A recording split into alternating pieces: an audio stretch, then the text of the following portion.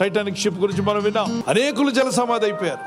దాన్ని చూడడానికి ఈ మధ్య ఒక ధనవంతుడు, ఐశ్వర్యవంతుడు, ఆయన కుమారుడు రానన్నా కూడా రారా తీసుకెళ్తాం అని చెప్పన్నాడు. నాన్న నేను రాను, నాకు భయం వేస్తుందంటే ఫాదర్స్ డే సందర్భంగా నీ ఫాదర్ని సంతోషపరచడానికి నువ్వు కూడా రావాలని కొడుకుని కూడా తీసుకెళ్ళాడు.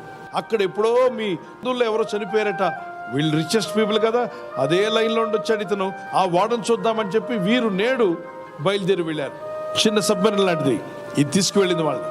అక్కడికి వెళ్ళారు, చూశారు, అంతా అయిపోయింది, ఇక తిరిగి రావాలి. ఆ పీడనం, నీటి యొక్క పీడనం, నీటి ఒత్తిడి తట్టుకోలేక భామని పెద్ద బ్లాస్ట్ అయిపోగా వీళ్ళ శరీరాలు ఏమైపోయాయో కూడా తెలియదు, మొక్క చెక్కలైపోయాయి. ఈరోజు అన్నీ ఉన్నాయని దేవుని భయం లేకుండా, దేవుని దయ లేకుండా, దేవుని ఆధారం లేకుండా, భక్తి లేకుండా జీవిస్తూ ఉంటే చాలా ప్రమాదం. ఈ భౌతికమైనవన్నీ కూడా ఒకరోజు గతించిపోతాయి, కానీ ఆత్మరక్షణ నిరంతరం ఉండేటువంటిది.